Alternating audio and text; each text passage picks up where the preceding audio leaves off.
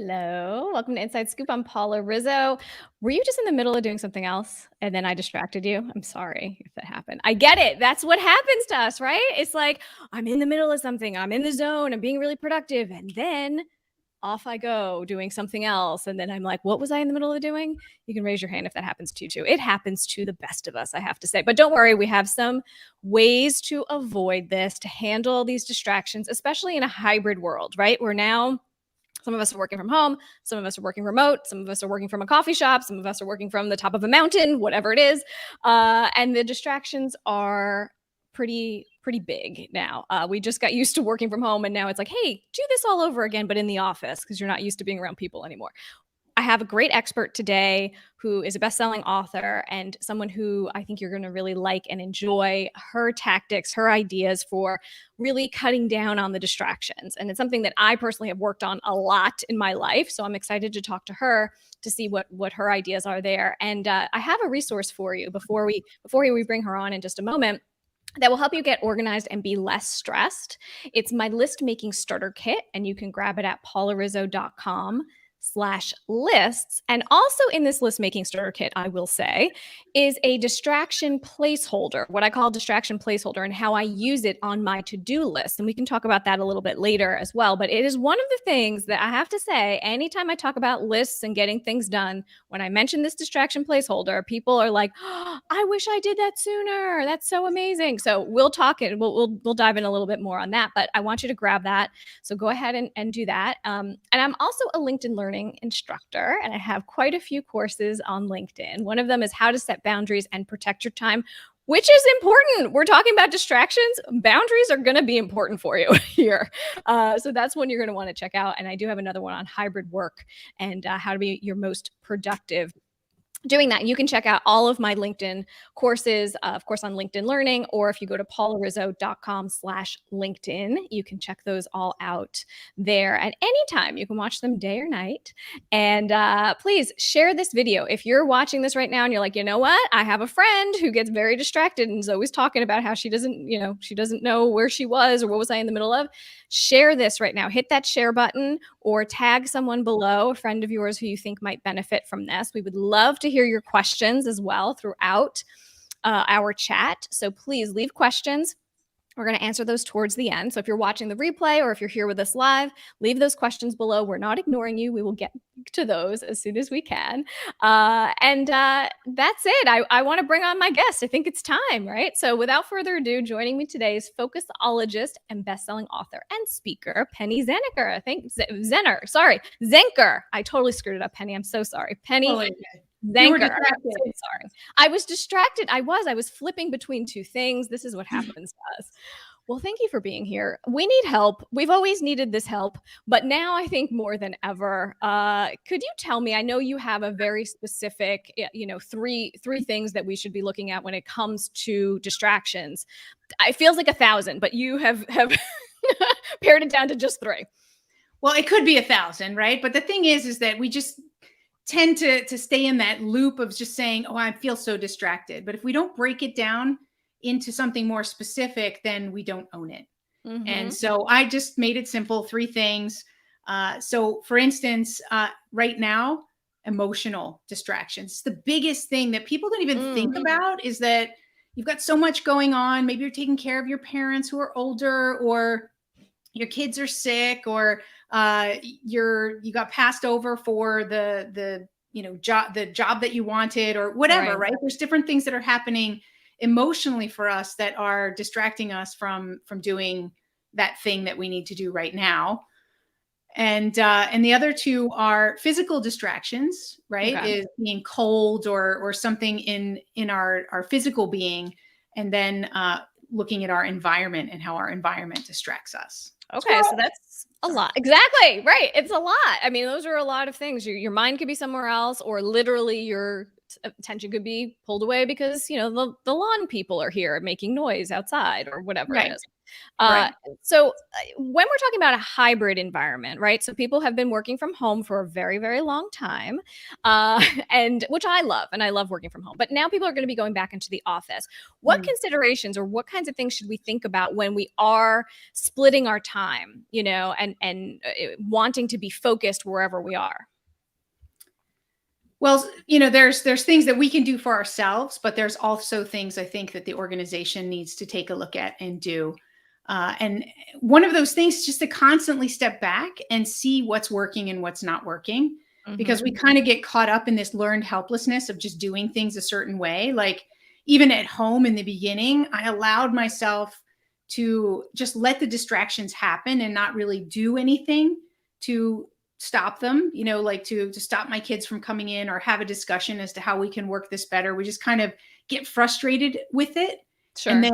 then it gets worse and worse, right? So I think we need to create some awareness as to what, and be proactive, what kind of distractions might be there for us in the office that we're not used to now, because it's also a Right. matter of getting used to. What about those got a minute meetings where somebody comes and stops by your desk? What can you be proactive about with your team to say, hey, here's how we're going to offset this so we don't create a new set of distractions? Yeah. And, it is those boundaries, right? Being able to set the boundaries and being able to say, hey, these are my office hours. I mean, I have also been very good about that at home as well. And, I often tell people that they should you know, treat their environment like a TV set. I can't help it. I'm a TV producer. But when you're working from home, I always found it, I wasn't as forgiving of people when they had their kids running in the background or the cat was jumping on the computer or whatever, because in my world in television production, that's a no-no, right? It's not charming or cute to see your cat waving in the mirror, in the camera. But to your point, like our mindset needs to switch now. That was acceptable and okay before. It's not okay and acceptable now, right? So now you're all like thinking like a TV producer. So you do need to think about that also when you go back into the office, because like you said, people are going to pop in and be like, "Hey, I just wanted to see you real quick, and let's talk about this. Let's talk about that." It's really hard to say no to people. What do you suggest that people, is there a script that they use? Is there something you suggest that people say? Well, definitely, it's not a bad idea to have a couple of predefined things that you can say to people, Mhm. or have up on your desk that says, to show that you've got those office hours, like, Yep. hey, come back at this time. Uh, I do think that you could say, hey, look, I really, sometimes people will call me and I'll say, listen, I only have 5 minutes. Is it something we can handle real quick? So Right. I pre-frame it ahead of time to let people know this is the window that I have. If it needs more time, let's schedule something later. Sure. Right. Exactly. Like to find that right away. I mean, I never answer my phone. I never even answered my phone when people used to call you. Now they don't call anymore, but you have to train them. I don't either, but there's a lot of people who feel like they have to answer the phone, right? That's Yes. part of the challenge is these we're kind of in this urgency epidemic, which isn't Yes. just because of the pandemic, right? This has been going on. And so we have to be able to handle that and say, I'm not going to answer my phone because it doesn't require me to do that. And so again, Mhm. those are sort of the boundaries, or I call them rules, right? They're part of my gatekeeper system of defining rules ahead of time that make it easier to say no, or that Mhm. make it easier to hold the line and stay focused, or keep your attention here now and then later come back to something like you said, with like a parking lot or a place where you put those items that are a distraction for where you are right now. That's It's being proactive, right? And having these things in place so that you can use them. Sure, for sure. And that's what I want to talk about that next. My distraction placeholder, which I've been There we using go. for a very long time. And I want to get some of your ideas too on things that do work to help us focus our attention and not be distracted. But what I've found, and I did this, for years, is that, I have my to-do list, of course, that I keep next to me at all times. And then on the lower left-hand side at the very bottom, I leave that area open for my distraction placeholders. So if something happens, I'm in the middle of writing an email to you, let's say, Penny, and then I get distracted. Somebody calls, rings the doorbell or something like that. I write down, literally, I pause, I stop myself, and I write down what I'm in the middle of doing. So this takes some training because Hmm. it's, we're ingrained to just jump up. You hear something ring, whatever, you want to go deal with it. It's a little bit like mindful meditation. You do have to kind of like stop yourself, notice that the door is ringing, write down what you're in the middle of doing, and then you can get up and go answer the door. And when I come back, I'm like, what was I in the middle of doing? 24 new emails just came through. Something else is happening on Slack. There's a thousand other things I could be doing.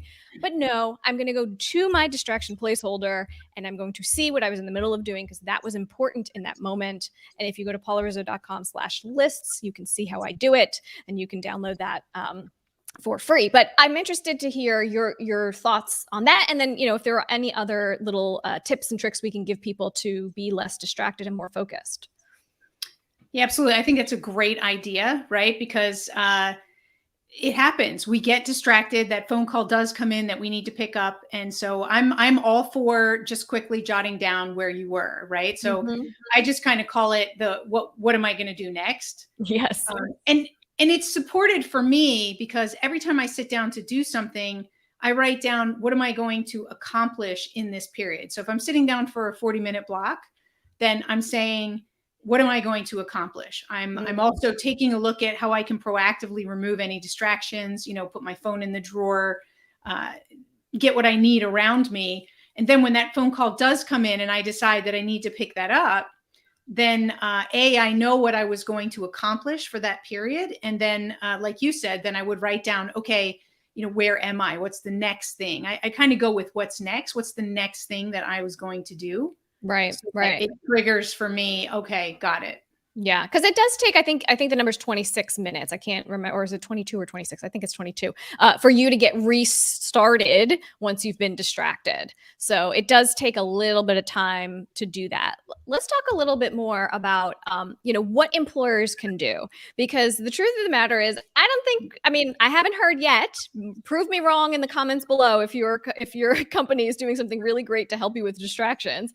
But as I've heard so far, companies are not doing a great job helping their employees to do this. So what are some ways that you think that they could help? And before I let you answer, if you're watching and you have any questions for us, just stick those in the chat box below and we'll get to you. But so Penny, let me know, what do you think about companies and how they can help? Well, I want to start out with a stat that I saw. This was actually before the pandemic, that 80% of companies said that they were aware of the fact that employees were feeling overwhelmed and overloaded. Hmm. And the interesting thing is only 8% of companies have anything in place to support their people. Wow. Right. So I think there is a mismatch of them being aware of some of the challenges, but not either not knowing what to do or not taking action for whatever reason. So Right. I do believe that employers have a bigger responsibility than they're taking right now, as it comes to, and we're seeing more as it comes to like mental days or Yeah, emotional mental health days. Yeah. mental health days. Right. But I think, we've heard it a couple of years ago, but we're not hearing it now, like emails being held and not being sent out after hours. Yes. Right. I get Yeah. externally that they may have to go out if you're working with people overseas and things like that. But why can't you hold some of those internal emails or Yes. teach people, give them a course and tell them Mhm. that if this isn't urgent and have to be done overnight, then please put it in a draft and send it in the morning when you come in, right? Right. Train people as to how you want them to show up, because my experiences, and I didn't know this when I was running my IT company, and tasks are like a hot potato. I just want to get it off my plate and put it For on someone sure. else's. And I wasn't thinking about that it's 11 o'clock at night and I worked all hours, which is bad, and I've learned a lot from that. Wasn't really sustainable. I didn't realize that it was stressing other people out. Yes, they thought they had to get back to you the same amount of time that you were getting back to them. And if it was at midnight, they had to reply back to you. And it creates this culture of we're always working. And that's true. I mean, I've had to stop myself as well from doing things, late night, even though I see it and I'm like, oh, I just wanted you to look at this in the morning. I do a lot of scheduling of my emails so that they will, email in the morning, even though I am dealing with it at night. But I just, I don't want people to feel like they need to respond in that moment, Right. and it's interesting because it's that culture. right? That is what companies can do. They can help you to not feed into that. I remember I had a friend who worked for this company years ago. I guess they were very proactive with this even then, and I thought it was nuts. But now I'm like, that's actually a good idea. They used to do what they called No Email Friday, NEF, No Email Friday, and the idea was that you were supposed to get up and you were supposed to go talk to whoever it was that you wanted to talk to instead of emailing them, or you were supposed to call the client instead of emailing them, and all of this. And I was like, what is this crazy hippy dippy thing you guys are doing? Just email, But it actually really helped when everybody was on board, and it did help them to kind of, get rid of all of the email clutter that does exist. Well, one of the other things I wanted to share that came up for me is when I was working in Zurich, Switzerland. So I lived there for 16 years, and they have a completely different culture, like you said. And interesting, their productivity culture, right, is different. So there were less got-a-minute meetings, like people stopping by your desk and interrupting you, because they had 2 times a day was where everybody kind of went to the cafeteria to have their snack and coffee, right? So it was like built in that it was at 9:30 in the morning would be that one frame, and then 4 o'clock in the afternoon. And that would be the time. And they would then casually meet people. They'd talk about their weekend or whatever. So it would be social time, but it would also be a time to ask that quick question about client X who needs, this. And so they would hold their questions, right? We're perpetuating this culture of urgency. And so those little things that companies can do to train people to define urgencies together as to this is what's urgent, these things are not urgent, and this is how we're going to handle them, to kind of proactively train people how they want to handle that and how they're going to create that culture of urgency in the organization. And do it together. I mean, the point is that so that everybody can, make sure that we're working the exact best way that we can. I interviewed Dory Clark a while back, and she has a book called The Long Game. And part of what we talked about was just that idea that you're addicted to being busy and feeling like, oh, I'm so busy. Oh, I have to say I'm busy. Oh, I have to be doing something at all times. And like, that is not true, but that's cultural, that's your company has ingrained that in you too, we've gotten some questions here. So I want to just pause here for a second and grab one of them, because this one here is from Ismail on LinkedIn. And he is asking, is it our role to eliminate distractions or the company? I think it's a little bit of both. What do you think, Penny? Absolutely. It's both. Like anything, right? It's the part that we have to own is the part that's within our control. And we also have to own the part where we engage the organization and take our team. We're all having the same issues. Why not sit down together for a quick brainstorming session as to how we can help each other? Right.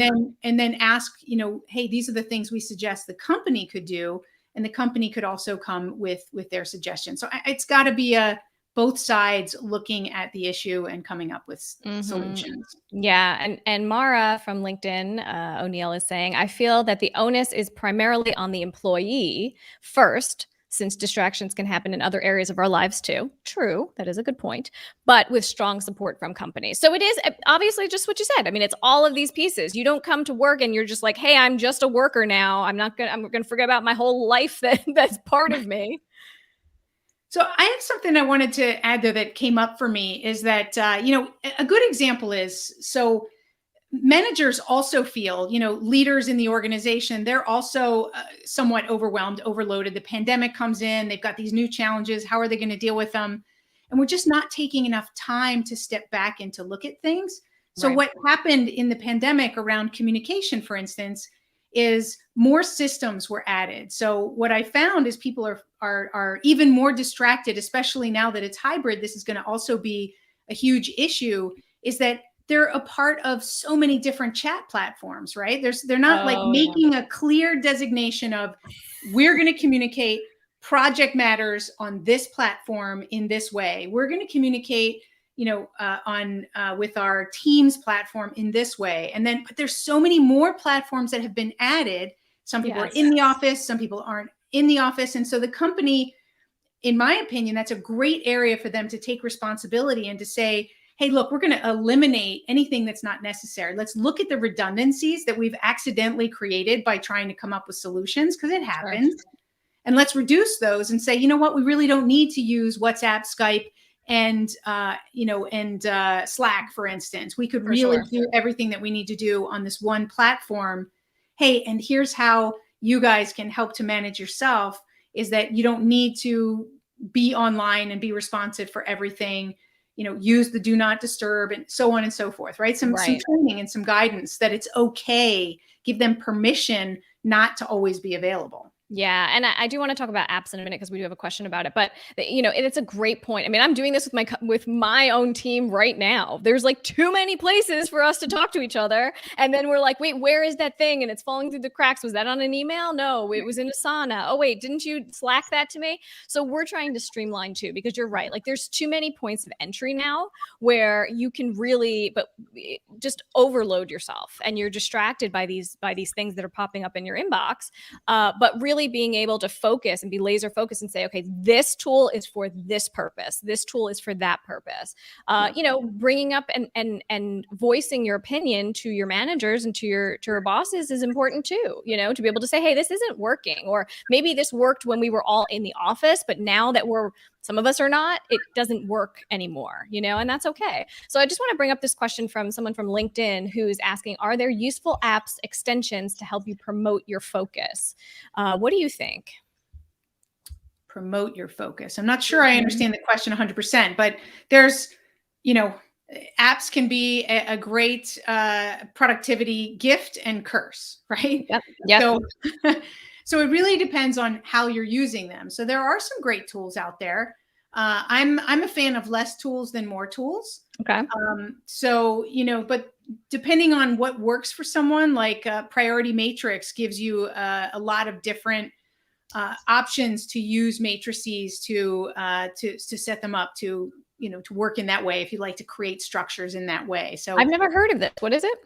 Priority Matrix. Yeah, I've never heard of it. It gives you a place to do like quick SWOT analysis, or which you then determine which are your top priorities out of that, right? Or something like the urgency versus important type of matrix, right? You can create your own matrices as to what's on one side and another. So it can be pretty powerful if you are looking to work with a group or work with yourself to create some of those support structures. I like that.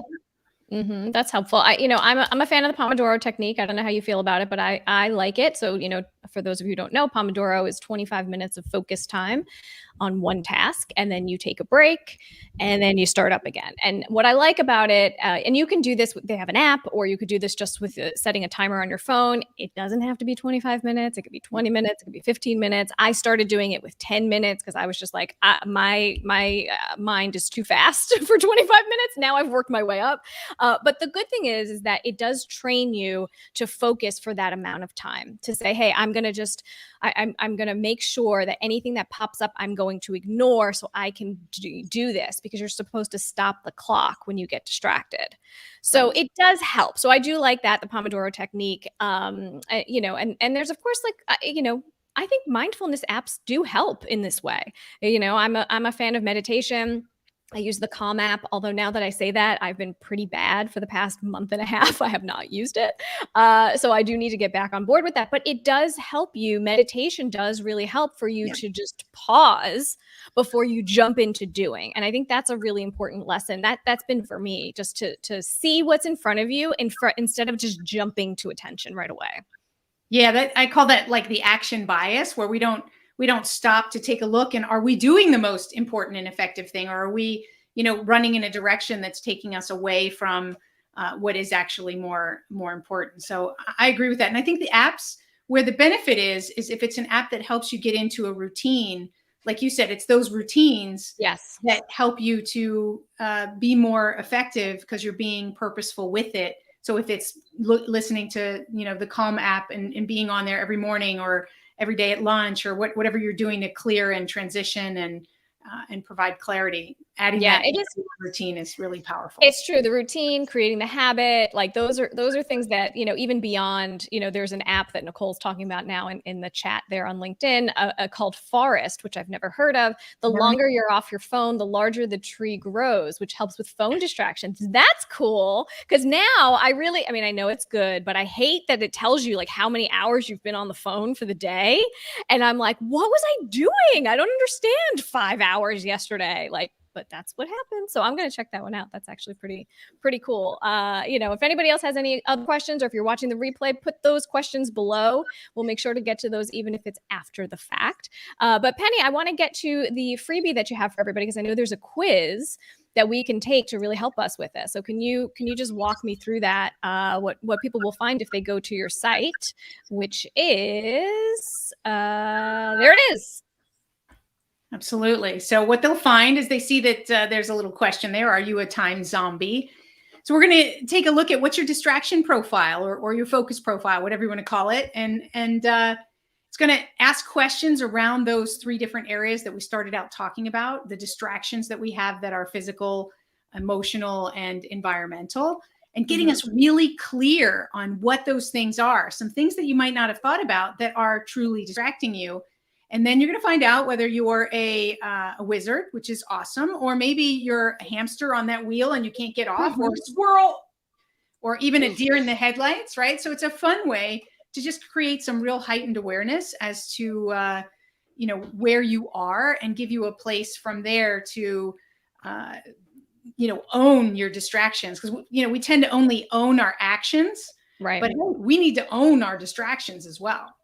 It's important to know yourself, for sure. And this has been so helpful. Thank you so much for joining us. I hope everybody goes and gets your quiz, checks out all of your offerings at your website. Thank you again for being here. If you have questions, please leave them below. We'll continue to answer those even if you're watching the replay.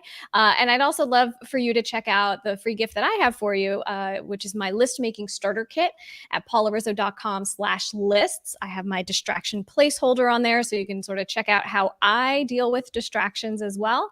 And, thanks for watching. I'm hoping that this helps you, and we'll see you next time.